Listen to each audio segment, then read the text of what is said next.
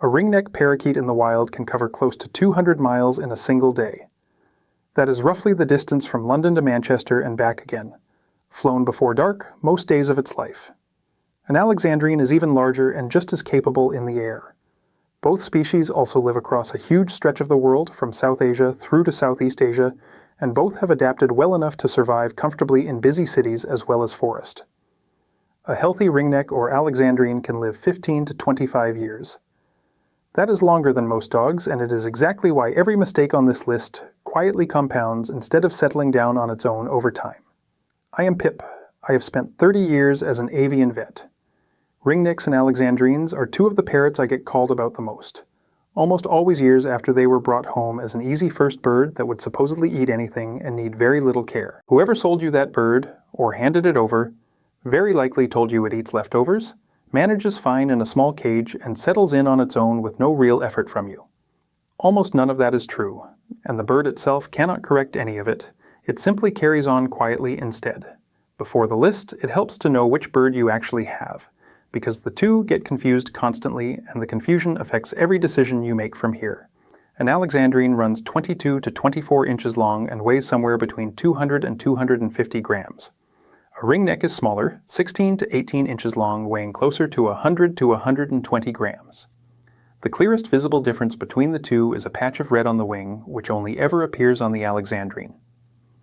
If your bird has that red wing patch, you are looking at the larger species, and its cage, food, and enrichment needs scale up accordingly. Here is why this species hides trouble so well regardless of which one you have. In the wild, these birds live in large flocks, cover huge distances every single day, and eat a constantly shifting mix of wild fruit, flowers, seeds, and young shoots. Showing weakness in that setting gets a bird singled out and targeted, looking completely normal right up until a genuine crisis is built into every one of them as a matter of pure survival instinct. Bring that same bird into a small cage, feed it one repeated food, and give it nothing to do all day, and none of that instinct switches off. It just gets pointed at hiding the effects of a life that does not match anything its body was built to expect. Every item on this list looks harmless from across the room, which is exactly the problem. None of it announces itself the way a broken leg or a dramatic injury would. Number 1. A cage built for a bird half this size. The minimum enclosure for a ringneck or Alexandrine is 3 feet of height, 2 feet of length, and 2 feet of depth, and that is a floor, not a target to aim for. Both species carry a long tail that needs genuine clearance, so it is not constantly striking the bars every time the bird turns or shifts position on a perch. A cage this small looks completely ordinary in most homes, which is exactly why it gets missed for years at a time. The bird cannot tell you a cramped tail is a daily problem. It simply lives with it. Bigger is always better with this species without exception. If a larger cage is within reach, buy that one instead of the smaller option every single time you have the choice. A cage that genuinely meets this minimum typically runs somewhere between 80 and 200 pounds depending on material. That cost sits against years of a bird living in real discomfort inside a cheaper, smaller one. Number 2. Perches that are the wrong shape and the wrong material entirely. A single smooth dowel perch, however standard it looks in a shop, places the same pressure on the same part of the foot for years without any change at all. Wild parrots grip branches of constantly varying width and texture all day, every day of their lives. That variety keeps the muscles and skin of the foot properly conditioned rather than worn in one repeated spot. Real branches from safe woods such as neem, almond, guava, or eucalyptus solve this properly, and they cost nothing if you already have access to a tree nearby. Cut them small enough to fit the cage and offer several at different heights and thicknesses around the space, rather than one uniform perch, repeated throughout. This one change also gives the bird something proper to chew, which matters more than it sounds. These are genuinely intelligent animals, and an unchallenged perch for years at a stretch is one of the quieter reasons a calm bird slowly turns into one that plucks or bites. Number 3. A food and water bowl with corners. Square or rectangular bowls, whether plastic or steel, hold moisture and food residue in their corners in a way a rounded bowl simply does not. That residue becomes a place for harmful bacteria to build steadily between cleanings, even in a bowl that looks perfectly clean from a glance across the kitchen. A plain rounded steel bowl solves this completely, costs only a few pounds, and is genuinely easier to clean properly every single day rather than every few days. It is one of the cheapest changes on this whole list and one of the most commonly skipped, mostly because the cage bowl a bird arrived with rarely gets questioned again. Number 4. Feeding rice, bread, and cooked family meals as if that were an actual diet. I understand why this happens. The bird eats it eagerly, looks fine at the time, and nobody at the point of sale ever explained what these birds actually need instead of table food. Eagerness to eat is not the same thing as a suitable diet, and it never has been for any species I have treated in 30 years of practice. A ringneck or Alexandrine in the wild lives on a constantly shifting mix of fruit, seeds, shoots, and flowers, never the same single food 2 days running. In a home that translates to fresh fruit daily, a proper seed mix, sprouted pulses such as chickpeas and fresh vegetables offered every day rather than occasionally as a treat. Feeding rice, bread, and lentils instead of this creates slow nutritional shortfall that builds for months before it shows up as anything visible at all. It very often shows up first as irritability and a bird that suddenly bites far more than it ever used to, which many owners read as a personality change rather than a diet problem. A proper mixed diet for a bird this size typically runs somewhere between 15 and 30 pounds a month. That is a small, ongoing cost set against years of a bird slowly running short on exactly what its body needs to function. If you want more clear guidance on preventing these quiet problems before they become serious, subscribe to the channel. Number 5.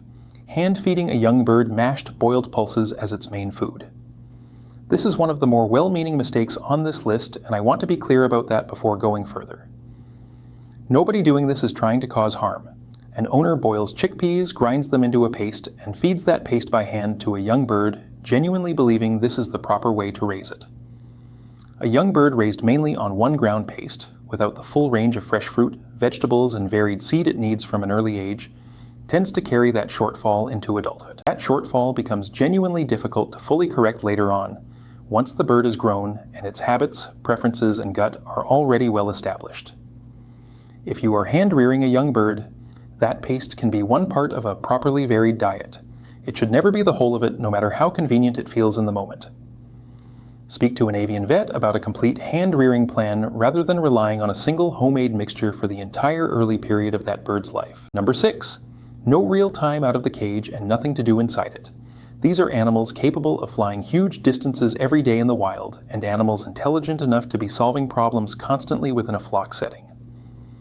A bird left in one cage with one set of toys for years at a time is being asked to live a life its brain was never built for and cannot simply adjust to. Chewable wooden toys, rotated regularly so nothing goes stale, and supervised time outside the cage every single day give that mind something real to do with itself. Without it, that same intelligence tends to turn inward, and plain boredom is one of the more common quiet causes behind plucking and repeated chewing on the bars. Number 7. No regular bathing at all. Wild parrots bathe in rain and wet leaves constantly as a normal part of every week rather than an occasional novelty.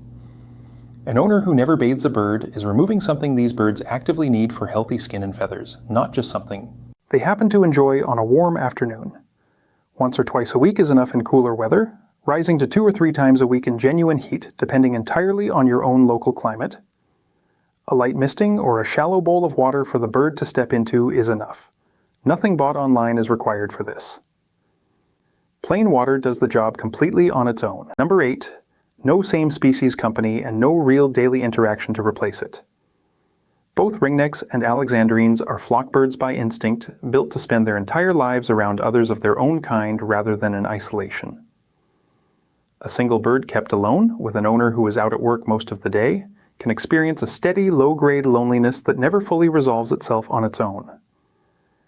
That does not always mean you need a second bird immediately.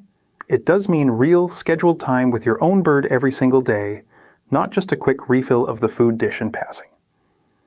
Where a second bird is genuinely possible, a properly introduced companion of the same species tends to change a bird's whole daily demeanor for the better over time. Number 9. Treating a 15 to 25-year commitment like a short-lived pet. This is the item sitting underneath every other one on this list and arguably the most important of them all. A bird bought as a quick, easy companion then gets kept in a small cage, fed the wrong food, and given no enrichment for years. Nobody ever planned properly for a bird that outlives most family pets by a decade or more. Before bringing one of these birds home, or if one is already living with you, plan properly for the full length of that lifespan rather than the first few months. That means budgeting for a larger cage from the outset, a proper ongoing diet, and yearly checks with an avian vet rather than a single visit only once something already looks wrong. Number 10. Not knowing whether your own bird was properly captive bred or taken from a wild flock as an adult. A chick raised by a responsible breeder from hatching adjusts far more easily to cage life, handling, and a new diet than a bird that spent any real stretch of its early life free flying with a flock in the wild. Ask directly where your bird came from before you buy one. If you already have a bird and do not know the answer, simply factor a longer, gentler settling in period into everything else on this list rather than rushing any part of it. A bird taken from the wild as an adult and placed straight into a small cage carries a level of background stress that a properly captive bred chick simply does not carry. That stress compounds every other item already on this list rather than sitting apart from them on its own. Here is what you can actually do tonight, regardless of which of these mistakes applies to your own bird right now. Swap whatever bowl is currently in use for a plain, rounded one if it is not already. Offer a small piece of fresh fruit or a vegetable alongside whatever the bird normally eats, even before overhauling the entire diet at once. Add one safe branch perch if you can source one this evening, and make a note to book that yearly avian check if it has quietly slipped past its due date. None of that costs much, and none of it needs to wait for a bigger project to feel ready to start properly. Here is a simple routine built around everything on this list, broken down the way I would explain it to any new owner in my own consulting room. Every single day, offer fresh fruit and vegetables alongside the seed mix, check that the water bowl is clean, and give the bird genuine time outside the cage under supervision. Once a week, rotate at least one toy, wipe down all perches properly, and bathe the bird according to how warm the weather actually is that week. Once a month, stand back and actually watch how the bird uses the whole cage, its perches, and its toys, rather than assuming everything is fine because nothing looks obviously wrong. Once a year, book a proper check with an avian vet even when the bird looks completely healthy, because healthy is exactly how these birds look right up until they very suddenly are not. A typical yearly check for a bird this size runs somewhere between 25 and 45 pounds. Weighed against years of quiet, compounding harm from any single item on this list, that is a small and genuinely worthwhile yearly cost. And if your own bird has started biting more than it used to, or has begun plucking its own feathers, do not treat that as simple bad behavior to correct through training alone. Book it in with an avian vet. That kind of change is frequently the visible edge of exactly the shortfall and understimulation this whole list describes, and it deserves a proper professional look rather than a guess from across the room. I've put together a complete diet and husbandry guide for ringnecks and alexandrines. It covers exact quantities, a full weekly feeding pattern, a cage setup checklist, and a settling in plan for a newly bred or newly rehomed bird, all in one place you can take straight into your own home tonight. It is linked below if you want the fuller version of everything covered here today. None of it replaces your own avian vet, and none of it is written as a diagnosis for any specific bird. It is simply the husbandry groundwork that every single one of these birds actually needs, laid out properly in one place instead of scattered across a dozen different sources. So tonight, do the one simple thing that actually starts fixing this. Swap that bowl, add one piece of real fruit to the dish, and give your bird one branch it can genuinely chew. Check that water bowl for corners while you are at it, and make a note of when that yearly avian check is actually due rather than guessing. A bird that has been suffering in silence for years will not fix itself on its own. Every single change on this list starts working the moment you make it, not the moment you finally get around to it. Start with the bowl tonight and build outward from there one item at a time.